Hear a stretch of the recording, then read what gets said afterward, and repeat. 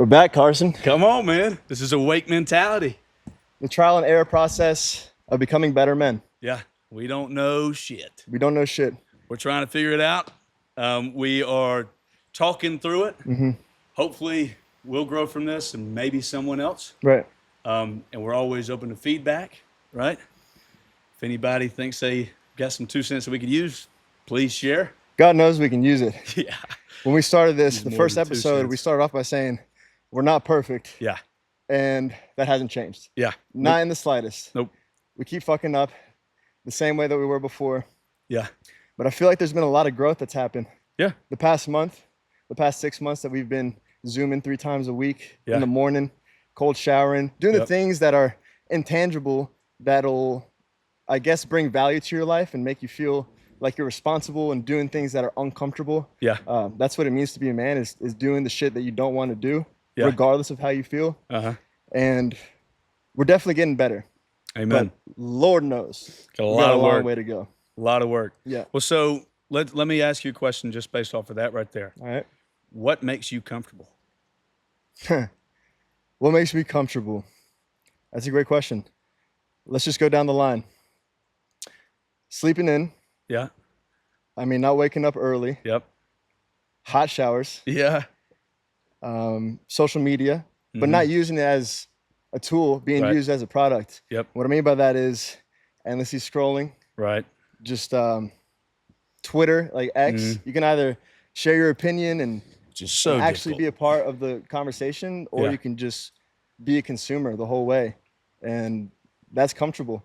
Just endlessly scrolling is it's too easy. Hunchback. You're almost in the fetal position. Just keep scrolling. Yeah, I think that's why I had a herniated disc my senior year of high school. Just fucking Dude, Archibald over here. I literally will have like fat creases in my stomach. Like I'll stand up after being on my phone for so long. Yeah. And it's like a 6-pack that I don't deserve. Yeah, You know? that lined It's up. disgusting. It's Yeah. disgusting. And then at the end of the week, let's say that you finish your work week. What's comfortable is going out and getting absolutely hammered. Yeah.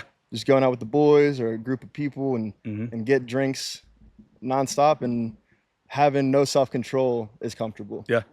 What about you? What makes you comfortable? Well, I mean, definitely all those things. Sleeping in is huge, and that's something I've been slacking off of recently. I mean, I've been so good about waking up, at a good time, and I still continue to wake up at 5:30, but I hit and not even by an alarm. I just wake up at 5:30, Right. maybe 6 o'clock at the latest, and then I'll put my head right back down, and I wake up at the last minute possible to get to work. That's been going on for a whole week. Yep. So. The snooze machine is easy. Dude, That's the comfortable. snooze machine for sure. So yeah, definitely sleeping in, going out for sure. That's all the pleasures in life. I think that's what makes us comfortable. Right.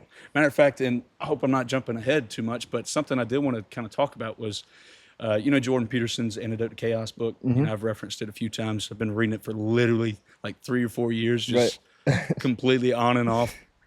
I love picking it up when I've got the self-discipline, and I always learn something from it. But to reference it, I mean, we need order in the midst of chaos, right? But when we don't search for order, when we don't wake up on time and get to that routine that we know betters ourselves, I've come to the conclusion that we look to get comfortable in the chaos. And how do we do that? It's by the pleasures. So there's absolute chaos. There's no organization to what we're doing on a day-to-day life, right? And then what are we going to do? We're going to look for those little things that take our mind off of the chaos, off the lack of organization, to then make ourselves comfortable. Absolutely. So it's the easy way out. Right. It's that wider gate that we've talked about so much. And let's circle back to the first thing you said is when you wake up and you snooze. Would you take that as an L or a W? Big L. Huge L, right? Huge L, yeah. Press that snooze button, and then that becomes kind of cyclical. And you wake up last minute, get ready, rush to work. Yep. On the opposite side, if your first alarm goes off and you wake up, you jump out of bed, you go hit the cold shower, you're already stacked up like 2 W's in your day. And that momentum will take you on to the rest of your day with your head held high and your chest out. Yep. Yeah, those little wins, they add up, and exactly what you said is the momentum, which, I mean, dude, that's literally like, that is all we talk about is momentum. How can we build momentum? Because as soon as you get that ball rolling, things do get a little easier. Those little wins set us up for a great success for the rest of the day, and then those days add up. So then you're fulfilling goals that you've had for the week, and hopefully that adds up to your long-term goals. So let's say for you, for example, Yeah. Carson Evans, what is your ideal way to start your day? And how do you build that momentum? So kind of tough to talk about because I hadn't been doing it, but my goal is to wake up 5 o'clock, 5:30. And once upon a time, I was waking up at 4:30, so I could get my workout in and then have plenty of time to plan out my day. But I don't think that's completely necessary.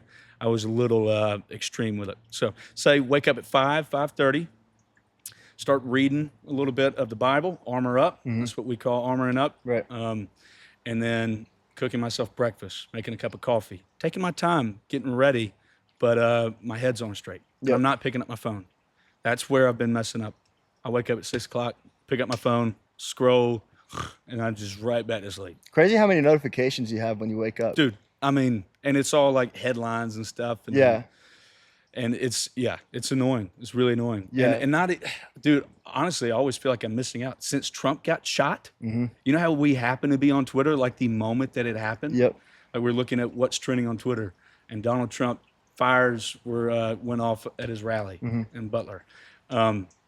That's kind of put a sense of, oh my God, I'm going to miss something really big now. For sure. And I've been in Twitter a whole lot more since then. Yeah. These social media platforms sensationalize everything. Yeah. And yeah, you feel like you're missing out if you're not constantly in the loop. But there is so much beauty in your life, in the things that are in front of you. A lot of that is just white noise. And that's actually, you segue to a perfect question. Yeah. How do you navigate through information and misinformation in today's world?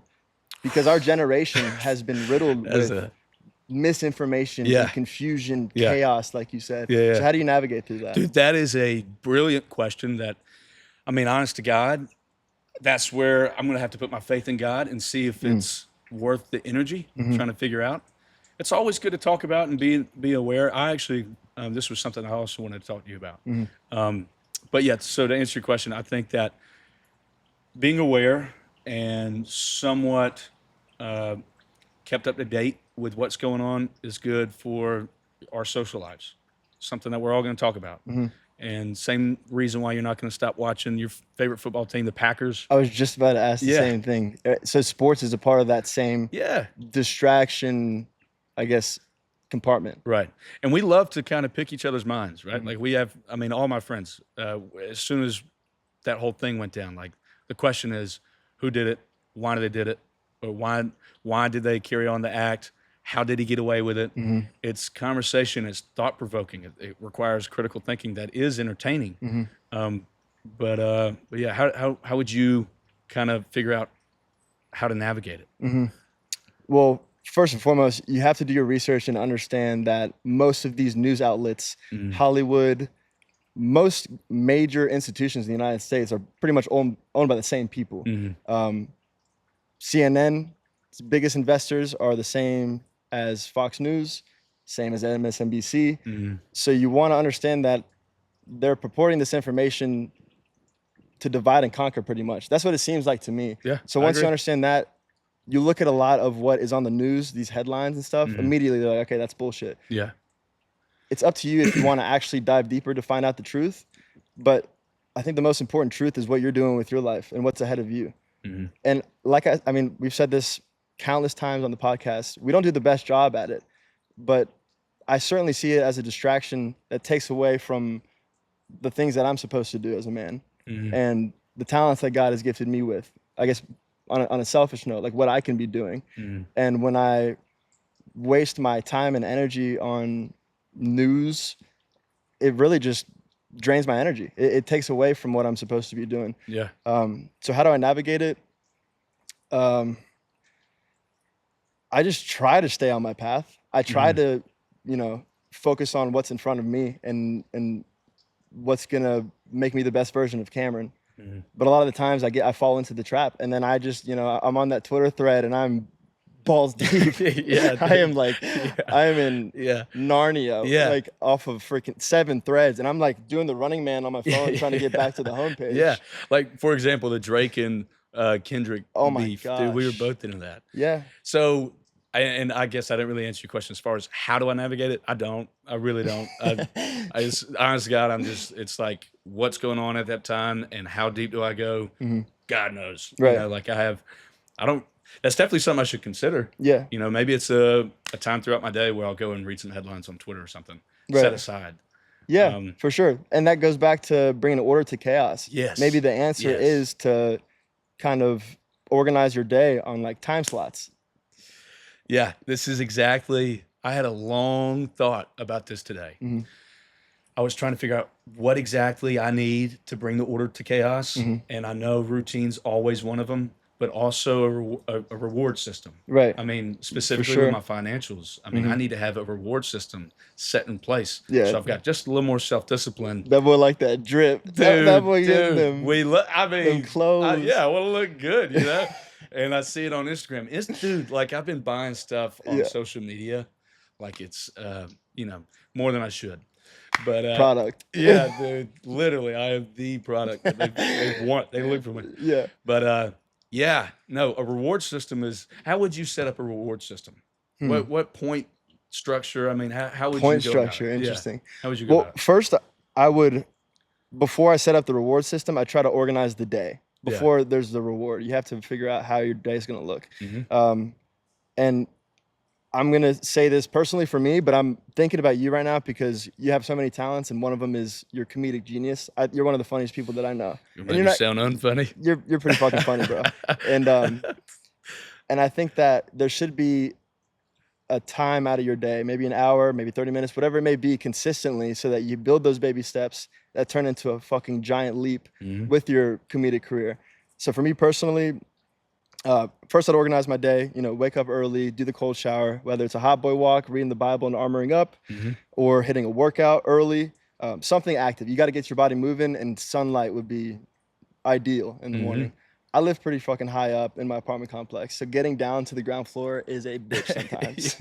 And you know it. You can't. You can't visit me. Freaking 35 floors up. So that's like the beginning of my morning, and I'm on the Eastern time, so I won't wake up at the butt crack of dawn like 5, but it'd probably be like ideally 6 to 7 a.m. wake up because my work starts at 9, so I have a couple hours to prepare myself, and then I will beeline it to a coffee shop, get the work done that I need to, do something athletic, and if there's pockets in the day, I'd love to get, some music done, whether it's an hour a day, maybe at night. And many people don't know this, but maybe a little streaming with the boys. Yeah, you should. And I should be consistent. And everyone should, with whatever it is that you want to do, you got to be consistent. And I don't mean to change the subject too much because I do want to hear about how you'd schedule your day and maybe if you have a reward system. But I wanted to ask you, how do you gain confidence? Good question. So there's a handful of things that have kind of sort of worked in the past. First off, hitting the gym definitely gives me some sort of confidence. One, because I feel healthy, like I physically feel better. And then, walking by a mirror every once in a while, if I'm in good shape, that definitely, a little boost of confidence.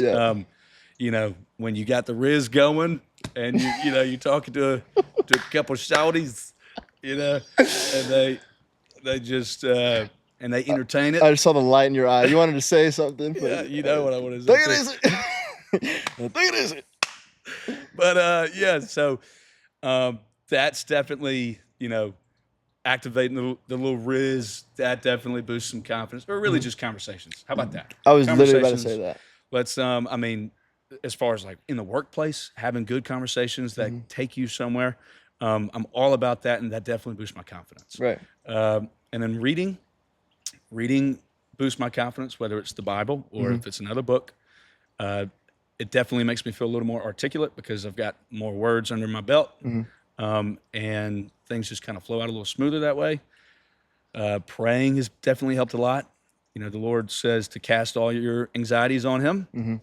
That's something that has really helped more than anything.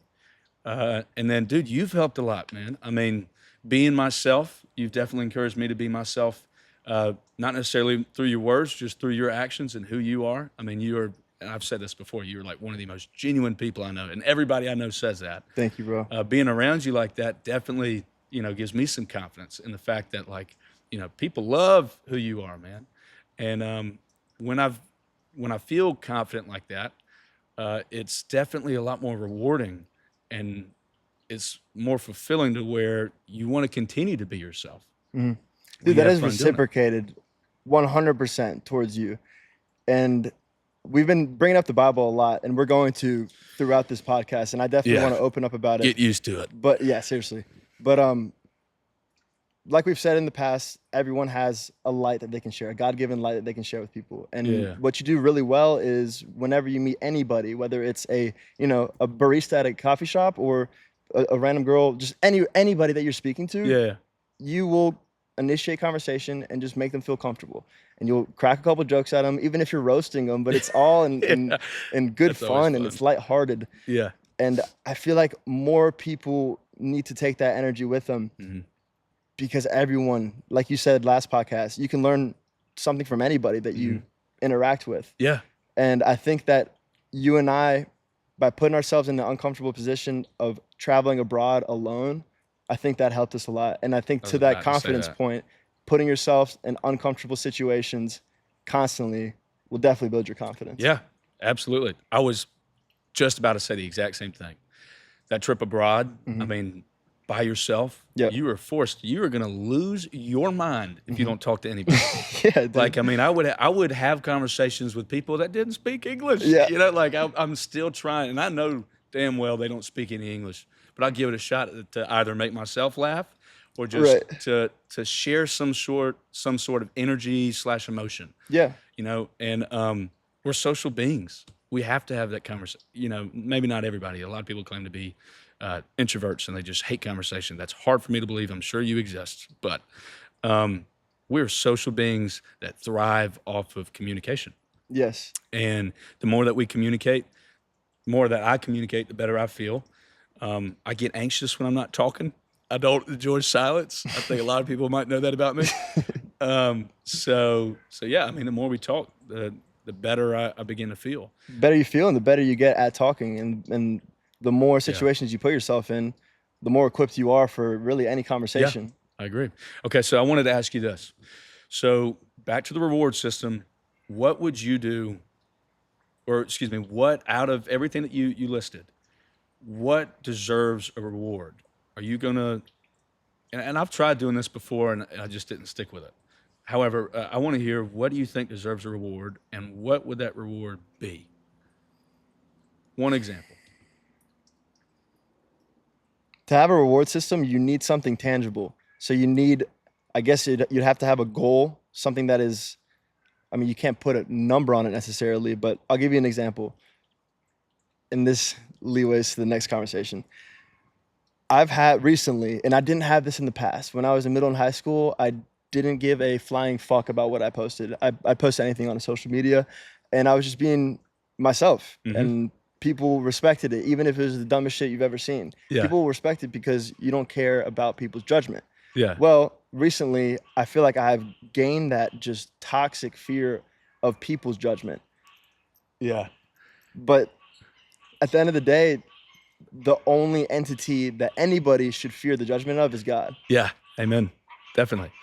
So those frogs that we had trouble with the very first podcast are now mating, in case you can't hear. Yeah. So, anyways, they are get a room.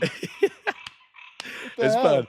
It's But fun. so for me, Yeah. in the position that I am today, I feel like these frogs. I feel like posting, let's say, a social media post per day or one every couple days, whatever that may be, then I guess that could be subject to a reward. But I have no clue what a reward would be for me, honestly. Well, so I would say that we are probably best to reward the things that are most difficult to accomplish. Yeah. And to your point, maybe even continue it like after, like, dude, I think literally after you post one, you're going to, bam, pump 10 out immediately. Right. I mean, and give yourself some grace too, because I mean, you did just start another job. I mean, it's definitely difficult to post personal life when you know that your professional life also kind of overlaps. Yeah. Right. But so what would be a reward though? Exactly. So let's say it's literally just a post. You've posted something, feeling good about it. It was a little difficult, but you go back to the roots, knowing that God is the only judgment that you have to fear. You've posted it, and you got to reward yourself for doing that. That way, you kind of keep it in. How would you reward yourself? And because I spoke specifically about posting on social media, Yeah. you can set up your reward so that it fuels your goals even more. Does that make sense? Yeah. So let's Absolutely. say I post a song that I made. Mm-hmm. Finally, got the lyrics, got the flow. I put it down. I like it. I post it. Mm-hmm. Maybe the next thing is I buy a fire ass outfit from Kith, or Yeah. like from Malbin Yeah. Golf, and then my next video is my fit, like the fit of the day. Yeah. Just as an example. I don't know. I'm trying to think that's of awesome. a constructive way to have a reward system, because I feel like most people here are going to be like, all right, Cameron's about to say like six margaritas as a reward. That's what I was thinking. Yeah. Yeah, no, that's hard to do. That's very difficult to do with some of the tasks that you're trying to accomplish. Mhm. But that's a great idea for sure. I mean, that's one Yeah. way to go about it in a very progressive manner, Right. making yourself better. And I mean, when you buy that brand new shirt, why not post with that thing on? Yeah. You want to. Yeah. You got to post a fit. What do you think about monetary goals? Let's say like, okay, by, This is right. September 1st, I want to make $10,000. Yeah. What do you think about that? I think that's definitely attainable in ways like, just monetary in general. Yeah. The last time that I tried doing this was back in December, and I tried to reward myself with a TV. And I said that every day that I did my routine, I'd put, X amount of dollars into getting this TV. And had I done my routine throughout 3 months, then I could get the TV off of the money that I put aside. I bought it the next week. I bought it the next week. I was doing my routine, fell off a couple days. I was like, fuck this, I'm getting the TV. Yeah. I had no self-control with it. Right. So gotta have self-discipline in order to go with any reward system for that matter. Definitely with monetize goals. Yeah. But yeah. So how would you? So if you're trying to make 10 grand, say in 3 months, what would you do once you attain that? As a reward? Yeah. Spend a little something on yourself, right? I mean, got to. Yeah. Got to, but small percentage. Mm-hmm. Because I feel like I'm gonna bring it up again. Once you build the momentum in that monetary aspect, why would you stop there? Mm-hmm. Why wouldn't you reinvest into a larger goal? Well, you could buy something for the podcast. Yeah, right. New camera or something. Reinvest. Yeah, reinvest in us. Reinvest in Carson. Whatever that may be. I do want to Uno reverse Okay. for a second. I want to ask you, in the world that we're living in, with Instagram, Twitter threads, group chats, TikTok, how do you navigate and how do you deal with the fear of judgment? So I struggled with it for a while, and since I've been posting, I've gotten more momentum to just post and see what happens. But where do you post? Well, Snapchat right now, which literally, I hate Snapchat, but that's the only place I feel comfortable to really post. I had to check you there because those people have seen you pretty much your whole life. Yeah. There's a whole world out there when it comes to Instagram Reels and TikTok and YouTube Shorts and stuff like that. And having it out there permanently. I think that's the scariest part. With Snapchat, you got 24 hours. All right, they'll forget about it quick. Yeah. That too. And well, I don't really have anybody from work on my Snapchat. Yeah. So it's literally like we're kind of easier. in the same boat. I've just been posting on Snap, Now I have posted a few things on Instagram, like the damn leather pants that I got, and doing a little Elvis impersonation. It's so just to be completely transparent, open and honest, like if we're really trying to get ourselves out there, use our God-given talents, whether it's humor or being a creative genius like yourself, you kind of got to try. You got to post it on multiple platforms, and that is one of my biggest fears of judgment. It's not necessarily what I'm posting. I could give two fucks about that. Right. Like it's not necessarily because I'm more confident in who I am. So my fear of judgment has kind of shifted since I've been honestly kind of diving deep into the Bible. Um, I'm no longer scared about who I am and posting that out there, but more so the effort. I don't want people. My biggest goal in life is to one of my biggest goals in life is to remain true to who I am, remain my most authentic and genuine self. And when you start to post a lot of that out there, sometimes I just imagine this is a human reaction to think that it's fake, that you're trying too hard and you're not being yourself. And that's not the case with who I am or what I'm posting. But regardless, I'm afraid of that being put on me, you know? So, but Fuck that. yeah, Fuck that, I know. dude. No, people need to see what you put out there. Well, I no, you're right. You're right. I mean, I can easily get over that. I mean, after this, I'll fucking spam Instagram. You know, I literally couldn't give two fucks about it. However, that's been the one fear that I've had recently.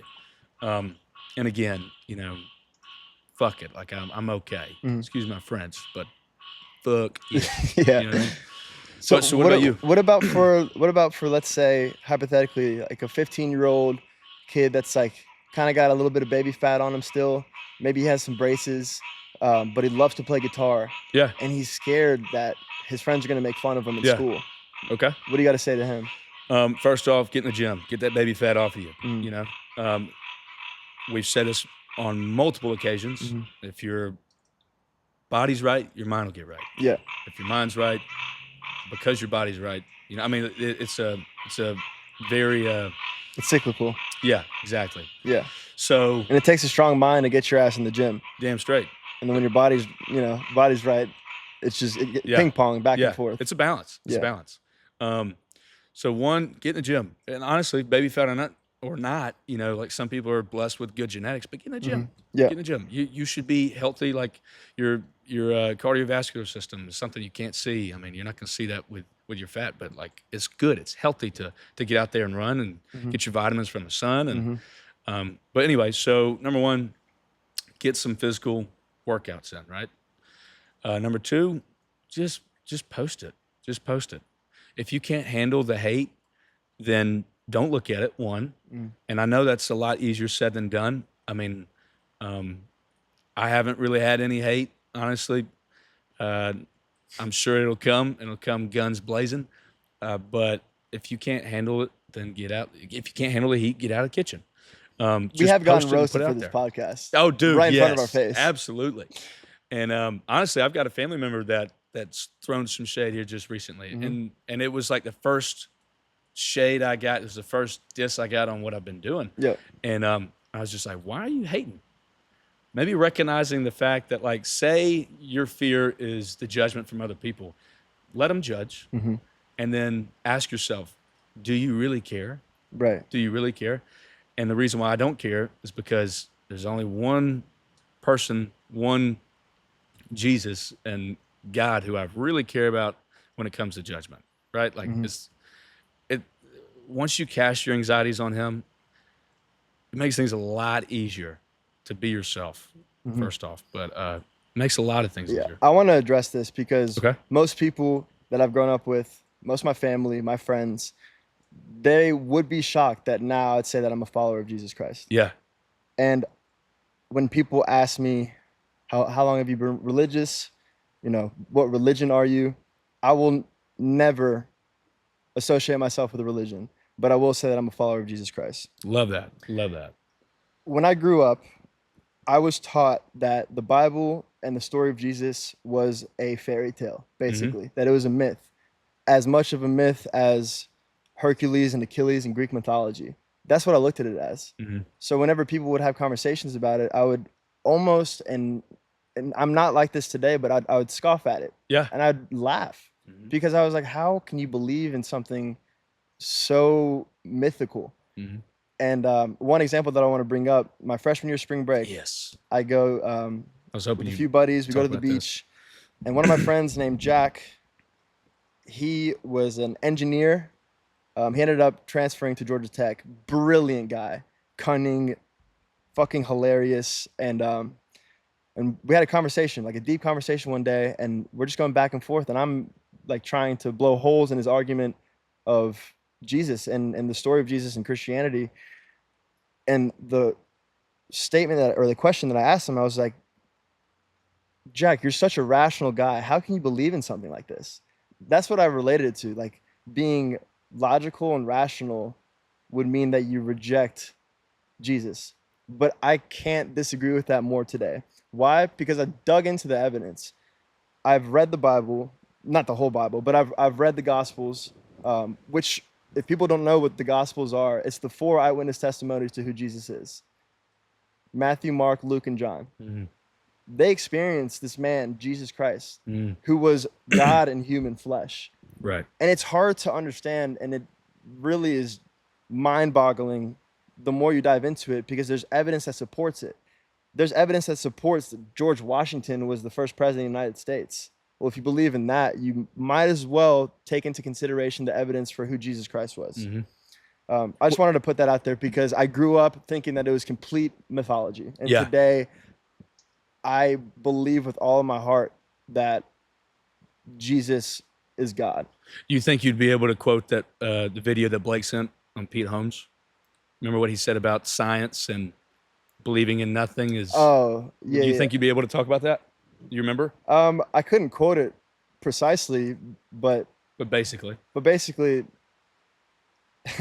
if you believe in nothing, you're believing in something, because that nothing is literally like it can't happen.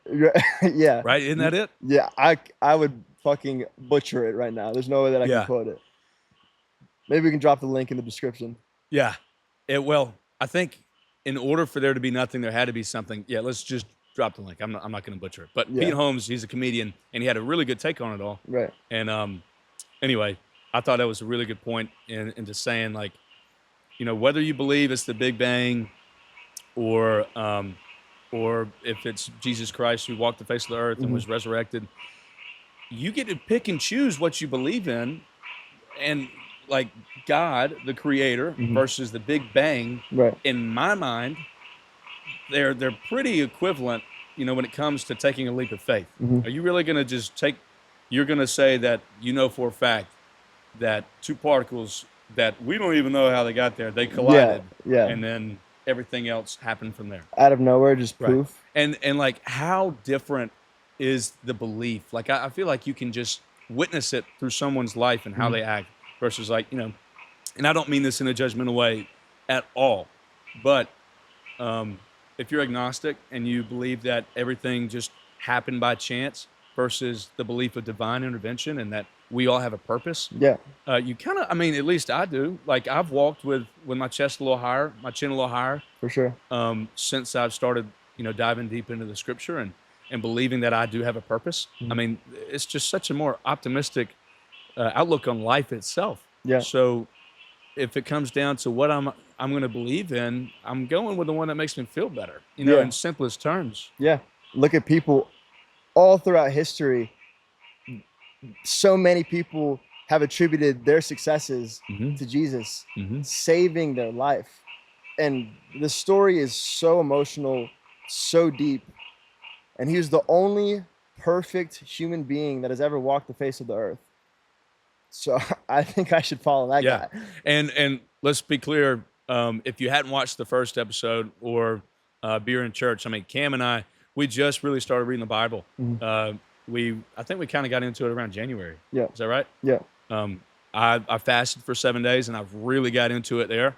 Couldn't have done that without the Bible to keep me kind of balanced and you know, just faithful. Yeah. But we are in the middle of reading it. We've read all of Matthew and Mark. I finished Mark today. I'm on Luke. I'm also, and we've been reading Proverbs here recently. We've got a lot more to go. Yeah. You know, when you asked me today you're like, maybe you should write down your 1-year goals. Yeah.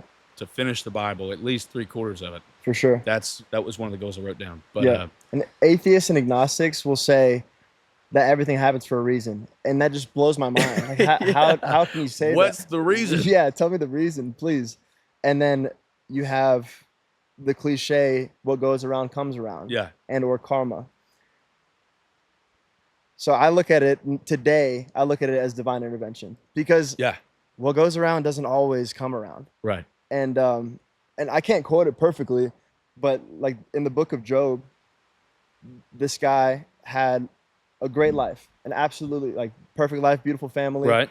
and then the devil, Satan, I like to call her Lucy. Lucy. Yeah, I call her Lucy. Lucy because I can't lie. My biggest struggle in life is sexual immorality. Yeah. And I'm just gonna put that out there Yeah. for Same. everyone Same. to know. So I've feminized the devil. Yeah. Yeah. and I Dude, it's call genius. and I It's call her literally Lucy. genius. But anyways, the devil basically negotiates with God, saying, only reason why this guy believes in you is because his life is going perfectly. Mm-hmm. So let's take away everything that he has and see if he still believes. And he did. And I think that's a great example for a lot of people that are struggling Mm-hmm. with death or with, like, that's a great example. Like, if what goes around comes around, what about a sweet lady that has lived a great life and her son dies of cancer? Like, what do you attribute that to? So divine intervention, I mean, it's easy to blame God in those cases. Mm-hmm. You know, if you believe in divine intervention and everything happens for a reason, it's hard to find the silver lining in death. Mm-hmm. And oftentimes it'll take a little while to get there. For sure. You know, I think that depends on how close you are with God and where your heart lies. I mean, I've had death in my family, and it's been tough for sure. However, I've been able to kind of come to peace about everything. And, you know, I dread the death of my close friends and family for sure. And, you know, it's easy to talk about it where we are now. Mm-hmm. But the silver lining is always, you know, there's stuff that'll come out of it, Mm-hmm. right?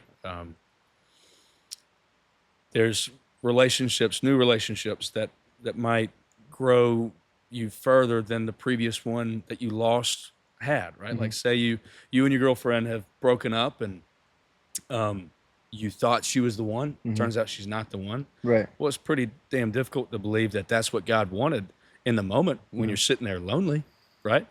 But how about 3 years later? I mean, you know, if you stick with God, I believe that something good is bound to happen, Mm-hmm. you know? And having the source of gratitude that God gave us, I think that's a huge way to make terms with the bad things that happen in our life. I mean, we're meant to suffer. Mm-hmm. You know, this is the world that we lived in is built, you know, with suffering in its core.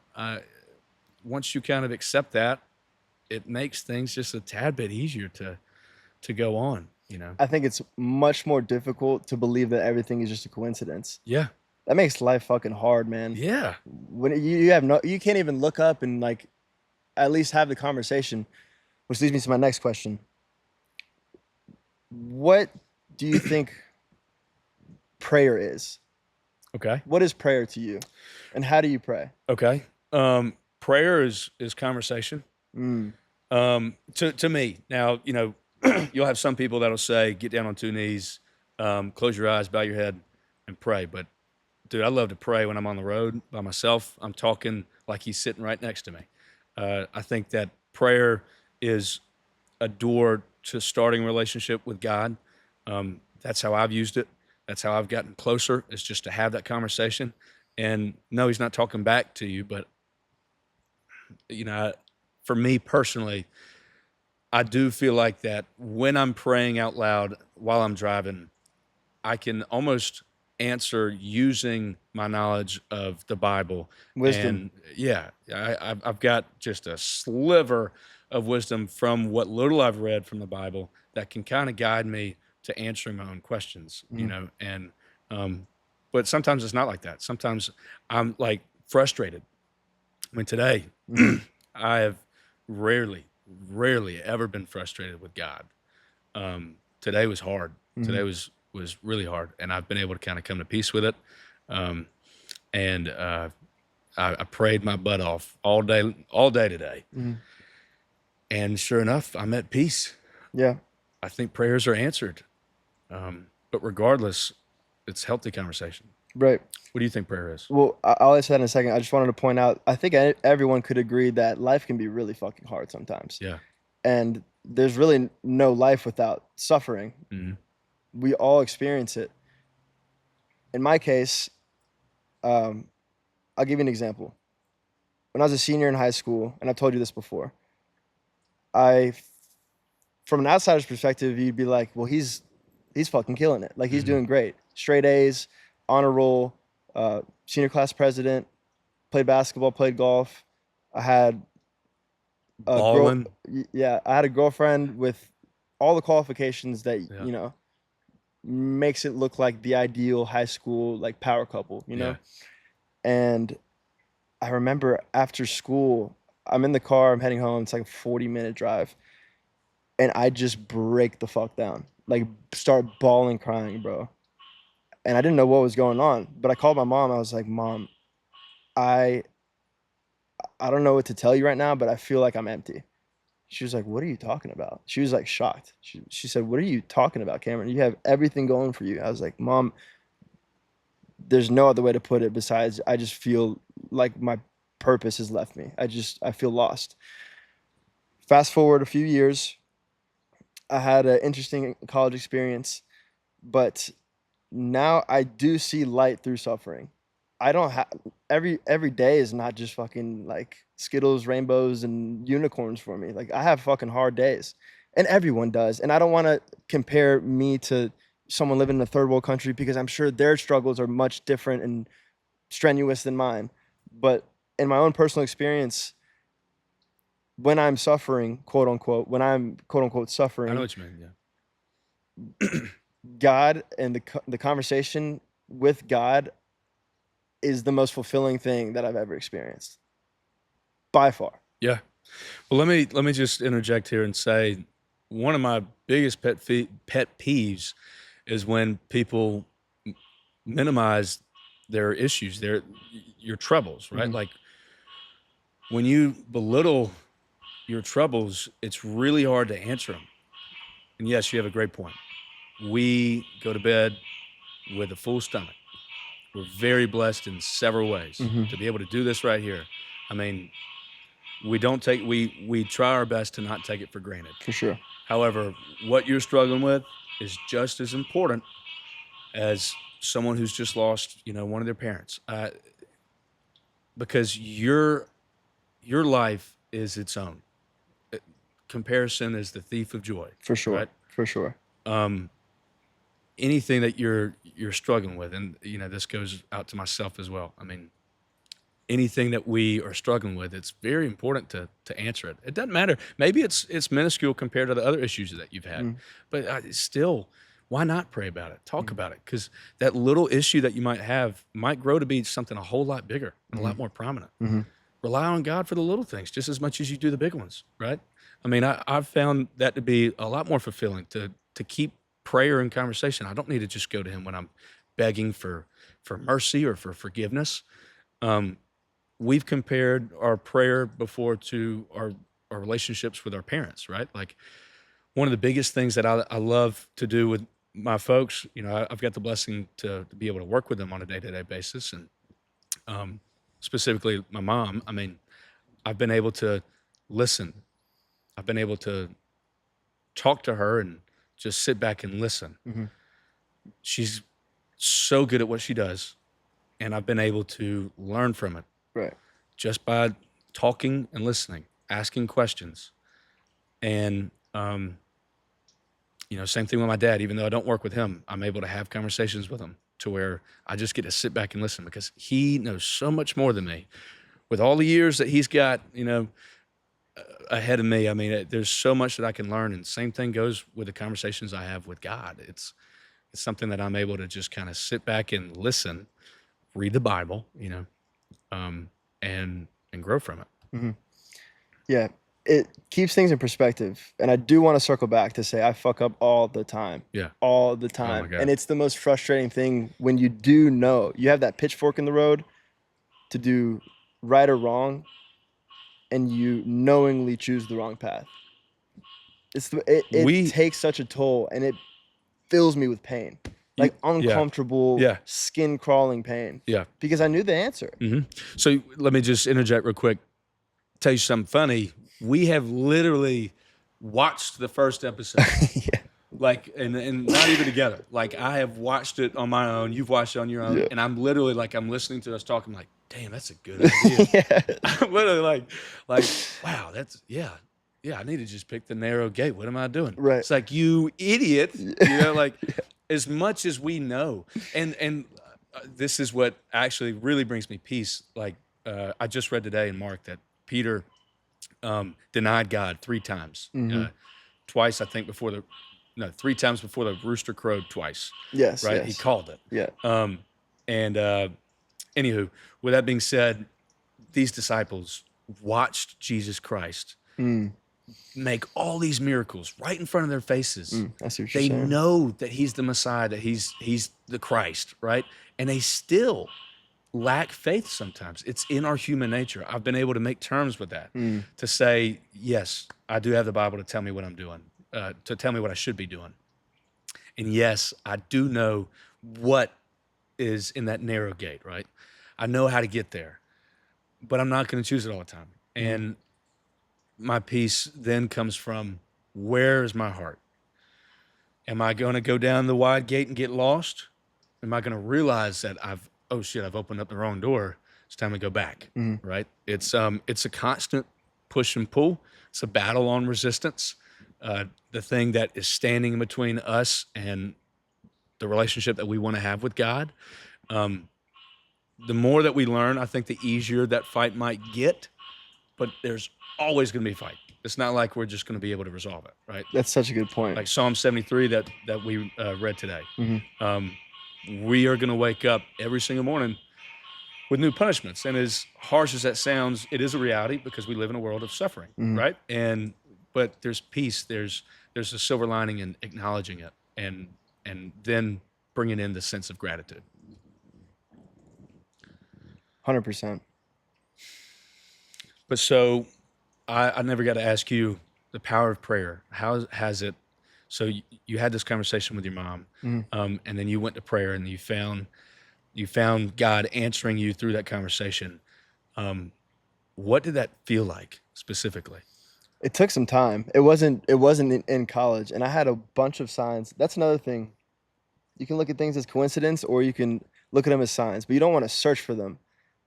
For example, if you were thinking about somebody, and in that moment they call you, you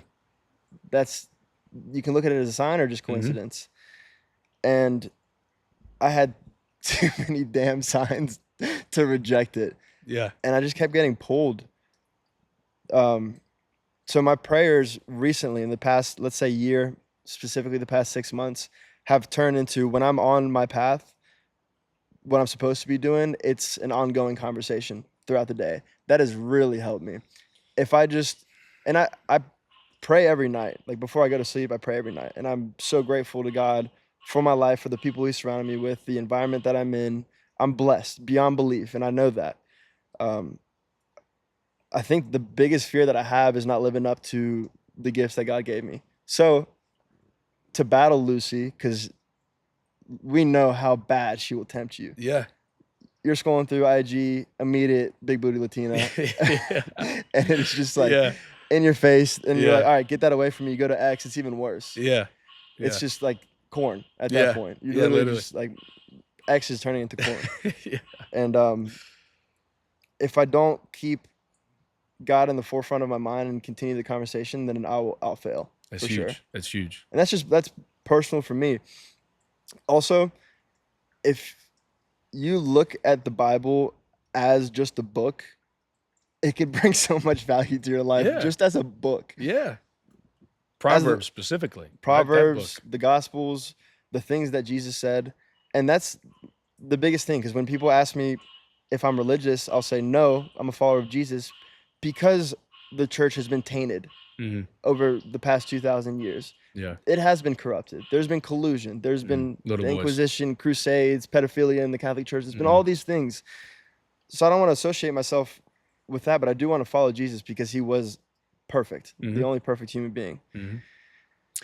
I think putting ourselves in any category ever is it's a way of comparison. Mhm. And I think that, there's a time and a place to put yourself in a category. But I think the more often that we do it, the more that it extracts from our individual self. Mhm. To put yourself into a group, whether it's race, whether it's ethnicity, whether it's religion, it takes away from who you are, because now you're putting yourself with people that you might share a common interest with, but you're completely different from them, Mhm. you know? Um, but so I was going to ask you, as far as uh, prayer goes, Mhm. when you said that you had everything going for you, like in high school, and you realized that you're still looking for that fulfillment. God bless you, brother, for being able to recognize that early. Um, I haven't really had the same sense exactly, but I know Deion Sanders. He has a pretty good quote that I can paraphrase. I mean, he said that he had all the money in the world, right? Like he was on the Falcons and the Braves same time, Prime right? time, baby. Prime time, and he had all the money, he had all the women, he had all the food, all the rags to riches. I mean, this man has now got it all. Mhm. But he said nothing that he attained through all that money and all that fame compared to what he's found in God. Mhm. And you experienced that at such a young age, dude, and obviously it's for a reason. Yeah.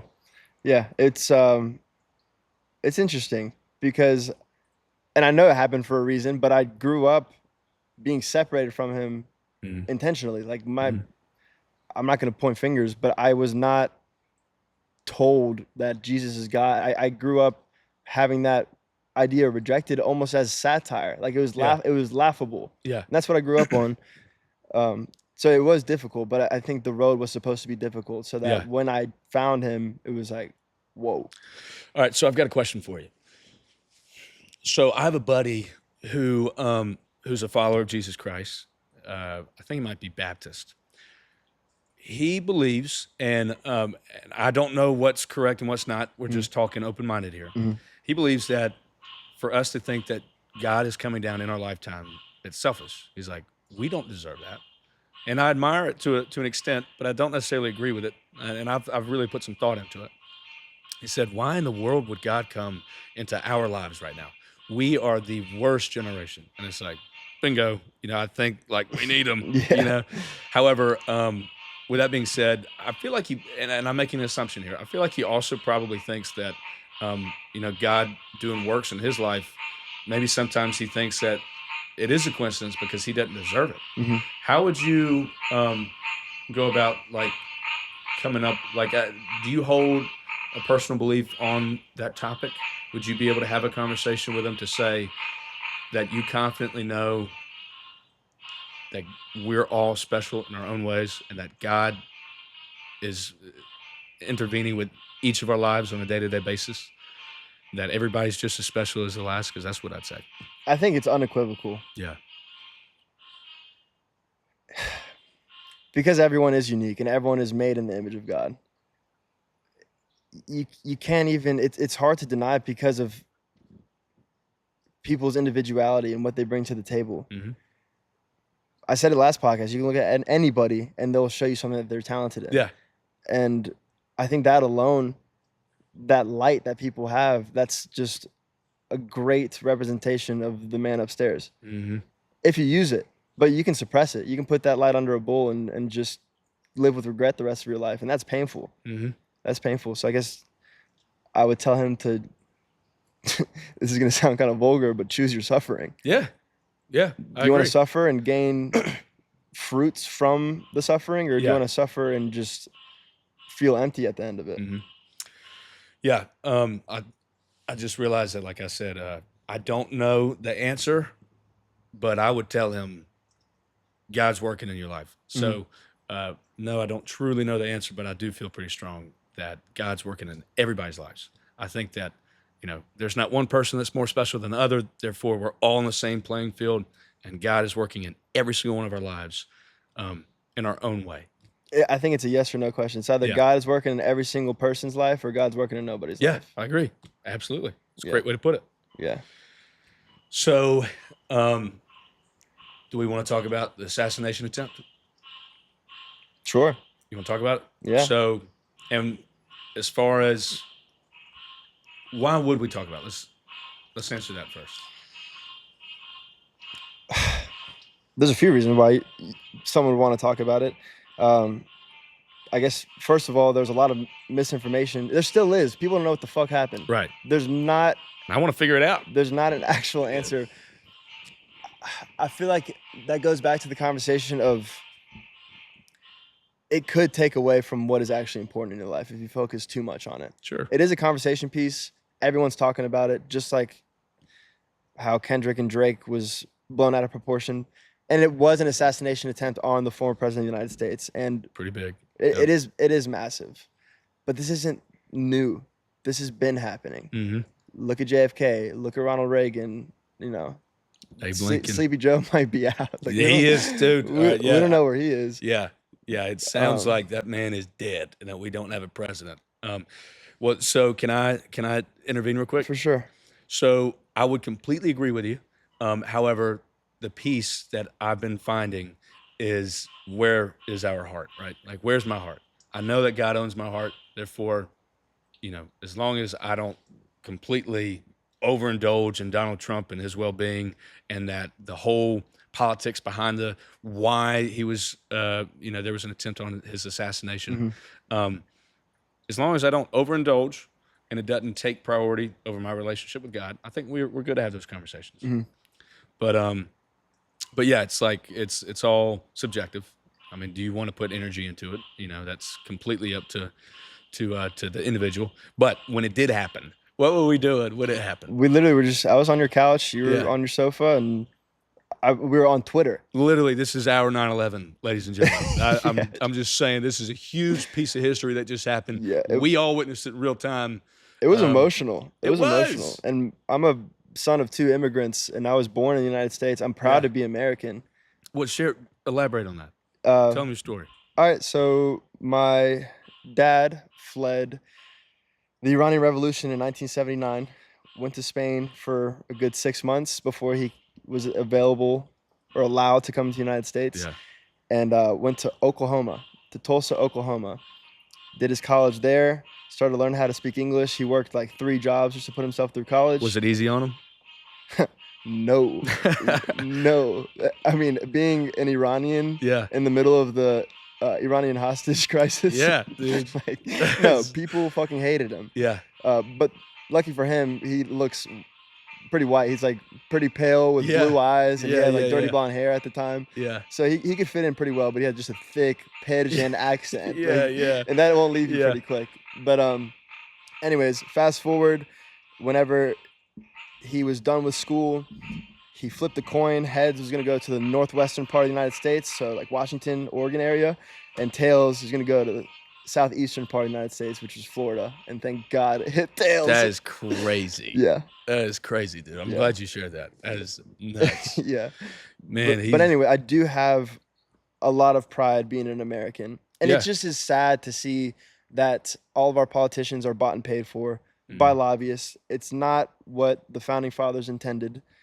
It is it's corporate greed. It is this fucking multi-network institution that is driving politics. Yeah. And they're not talking about topics that people actually need. Like what people actually need is not what they're talking about and debating about in these just spectacles that they're performing. It seems like a lot of entertainment. So it's sad to watch because the people that are actually calling the shots are big money behind the scenes. Right. And then I would also add on to say, sometimes they do talk about stuff that pertains to us, but what the hell are we going to do about it? Yeah. You know what I mean? Yeah. That's always kind of like a Debbie Downer. Like, we can entertain conversation about it, and we can speculate why Donald Trump got shot. And, is it BlackRock that's in charge? We don't know. And say we find out, then what? Nothing's going to come out of it. Once you get to a certain point in politics, these politicians are being held by their pocket. It's good to know, it's good to have the idea of whether or not you're on the right side of things. I think that I have found comfort in that, knowing that I'm not a despicable liberal. I'm just kidding. This is completely. He's not kidding. No, but I'm not gay, so I'm very happy to. This is kidding. But it's good to know that blonde hair, versus blue hair, doing something right, right? You know, I wish I it's- could put like a B-roll of all the gay outfits that you've Oh worn. my God, dude! Pink crop top, It's leather pants, put anything on me, mesh it won't be shirt. gay. It can't be. I'm ungayable, baby. It could be. Dude, if I painted my nails like the basketball player you're I talking knew you about, would then say that'd be the line that would cross. Yeah. I'd come out with a lisp. Yeah. But you gonna perform that for us? yeah, no, Oh, that won't happen. damn it. But yeah, anyway, so I think that there is some comfort in knowing that sometimes our morals will line up. Like, I mean, for example, at the RNC convention, like Trump did say, you know, God bless America, and God prevented that bullet from hitting me. That feeds my soul. For sure. You know? Hearing morals lining up and values lining up, that definitely feeds my soul, and that's something that I do like to talk about, and to believe. And who knows, maybe it's all a sham. Yeah. I don't believe that, but say it is, it's still healthy to hear. Well, there's two options. Either the marksman, this Tommy Crooks guy, Yeah, dude. either is an absolute assassin and could hit a fucking dime off of a rooster's head, or it was divine intervention. Yeah. Like, he's Yeah. either so meticulous and Yeah. accurate, he hit the top side of his fucking ear. Yeah, dude. And well, you saw like Trump's head movement, like Yes. from the eagle eye. It's Yes. like this way, affordable groceries. This Yes. way, Well, Civil War. Civil War. Yeah. Yeah. But anywho, not to get off on a tangent. Yeah. What happened on July 13th was definitely something that was pretty important in our lifetime, and God knows. Let's bring it back home. Mhm. All right. That could have been absolute chaos had he been shot.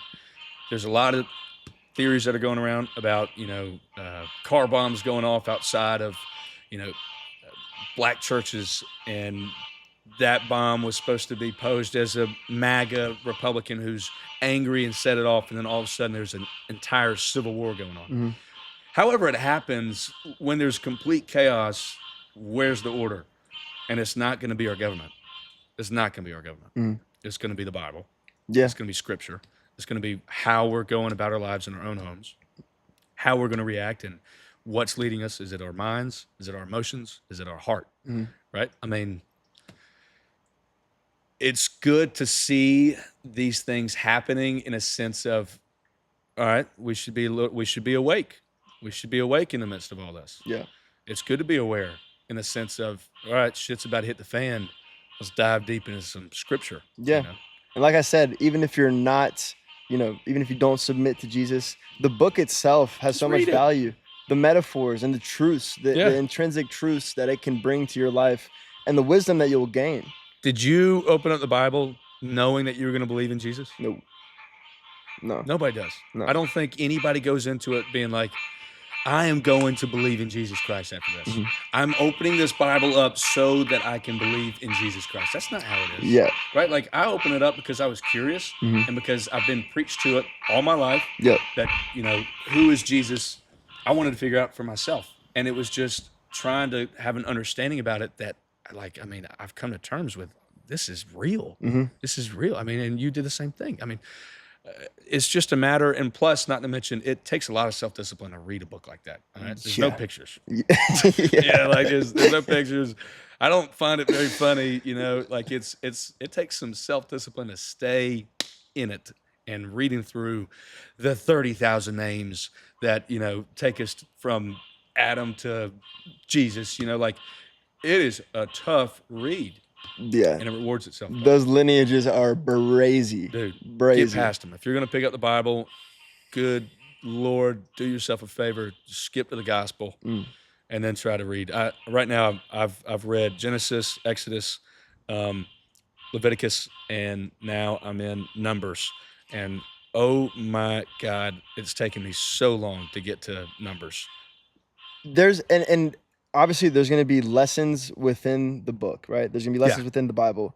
But then there's discourse that you can have. We talk about it, we read it, and then we'll discuss it and what our interpretations are and what lessons we can gain Yeah. from just our simple, very simple understanding. Yeah. But Yeah. in relation to Genesis, you brought it up. Mhm. I wanted to ask you, and this is kind of a stupid question. Come on, hit it. How No such important thing. is your breath? And let me expand on that a little bit. Okay. Because so God formed man out of dust, out of the dust of the ground, Yeah. and breathed into his nostrils the breath of life. That's what it says in Genesis. And then Jesus, after he resurrected, the first time he went to his disciples, he turns to them, he breathes on them, and says, "Receive the Holy Spirit." So, how important is your breath? And don't say some fucking smart ass answer about, I well, was you need gonna it to say, fucking live. is it orbit in my mouth? Is it Mentos? Depends on the woman. Just kidding. All right, so breath. How important is my breath? I mean, if I'm not breathing, there is no life. I think that, if I, dude, I Let wanted me to say enunciate a some little more. smart Let shit. me enunciate a little more. Do I have a mask The on? quality of breath and you being deliberate about it. Mhm. Do you think that's important, or Yeah. you think you should just breathe to live? Well, I mean, to get down to the nitty gritty, and I hope I'm not overthinking this, but like meditating, like breath work. Mm-hmm. I think that brings some serious like peace to my mind. Mm-hmm. I think that it's breathing and being aware of your breath. I think there's a lot of benefits that come with it, and so yeah, there's definitely significance in that. Yeah, you know it- Wim Hof, No, or Wim Hof, I think, okay, the guy that climbed Everest close to naked. yeah, no. I mean, is that the really old guy with the gray beard I've Uh, seen? I mean, he's kind Probably of not. salt and pepper. I wouldn't call him Yeah. that old, but Okay. he's like the master of breath work, and he literally climbed Everest. Hmm.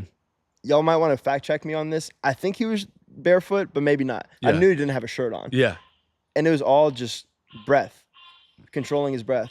I think yoga has helped me a lot with that as well. Hmm. We hit yoga joint together in South Florida, and Nearly killed me. holy shit, that was high intensity. Nuts. But yeah, like you said, in a world filled with chaos, bringing your attention, whether it's just a minute of your day, just bring your attention to your breath. I think that can benefit you for sure, because it quiets down a lot of the excess thoughts that you have, especially if you're scrolling through social media. You have all this fucking stimulus that's attacking you left and right. Hmm. And if you could just slow down and I guess notice the power of your breath, because God breathed life into us. We're made in the image of God. Therefore, breath must be pretty damn important. Yeah. My mom used to tell me to breathe while I was eating cereal specifically. I Well, was you were a just fat fucking little hungry. kid. Just, she's like, Carson, breathe. And I'm like, Yeah. sorry. Our whole body needs oxygen. I mean, in order for us to function properly, our whole body, our brain needs the oxygen. So I think that calming yourself down, taking good breaths, Yeah. there's always going to be benefits from it in our physical sense, but also mental, like Yeah. our mental well-being, High our mental stress health. situations. You have Yeah. a presentation. You got to Huge. pitch an interview. Yes. That's what the only thing that you can really focus on is your Yeah. breath at that point, or you're gonna freak the fuck out. Right. I And- used to be so terrified to public speak. Yeah. But I've put myself in that position so many times that I still get nervous. Don't get me wrong. Same.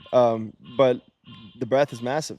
Huge. The very first speech that I gave in my public speaking class, they told me I did good, but I swear to God, had I not been standing behind a podium, I would have pissed myself. Like my legs were literally shaking. Yeah. It was like I just walked out of prison. Yeah. Like dropped the bar soap. Right. Like my legs are just absolutely. I've learned to not hold just a piece of paper. I've Dude. learned if you're gonna hold something, bring like a small notebook. Yes. Because if you just have a piece of paper, they see every fucking movement. Yeah, like Dana White at the Yes, RNC. yes, He was exactly. literally like, dude, what are you? And he was licking his lips all the time. But and not to mention, like when we had the Battle of the Bands, like holding the mic, Right. you've got to I was able to take some breaths and then just put it up against my chin, because holding, you've got to bring yourself to that center of gravity, and breathing will do that for you. But also just kind of it calms your nerves when you're breathing, taking deep breaths. Your whole body is gonna kind of go along with it. I'm laughing at my initial question. What? How fucking stupid.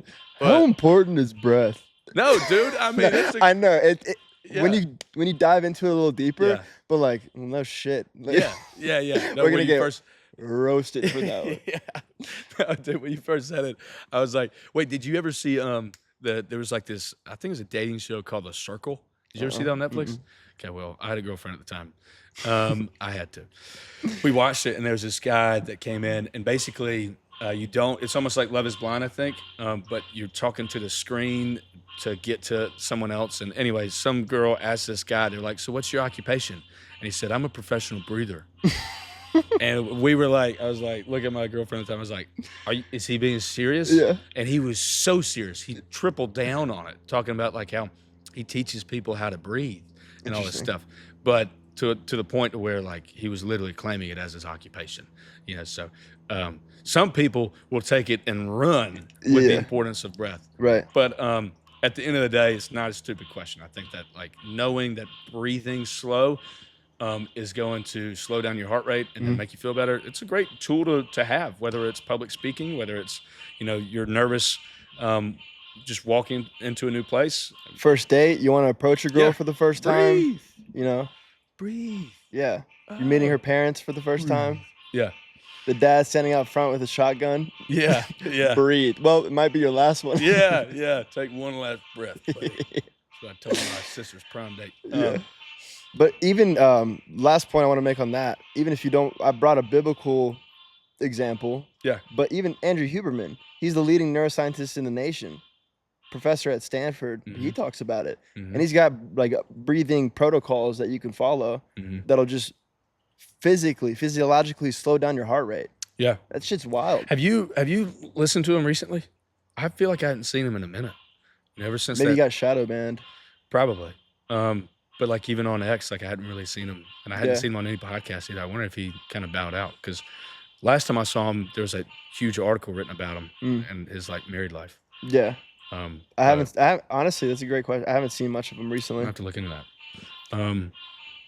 Cool, man. So, any other topics you can think of at the top of your head? I have a couple, but I just want to circle back, and this wasn't the initial idea that we had with Awake Mentality, but it's even stronger. It's fortified by God. And we feel like when we're in this position, great point. We feel like we're being led by the Holy Spirit. Yeah. And sometimes when we're having conversations, I completely black out. I don't know what the fuck I just said. So if I said anything if I offended anybody, I'm not that sorry. Yeah, God wasn't talking about the gays. That was me. But anywho, so with God, I just want to kind of echo you real quick. We actually had a conversation before our first podcast. We're like, all right, look, we're slowly getting into the Bible. Let's not talk about God very much. Let's try to keep it to a minimum. We don't want to shoo anybody away from it. Right. We have a lot to learn. But the thing is, we're learning in real time, and we know that there's other people out there that are also either looking for some fulfillment, and they might start to learn with us, the Bible. And if that's the case, I mean, that's what's meant to be. Yeah. We continue to come up on these issues and struggles that we have on a day-to-day basis, and it's not like we're looking to say God is the answer. It's just is. That's what we've learned. True. Right.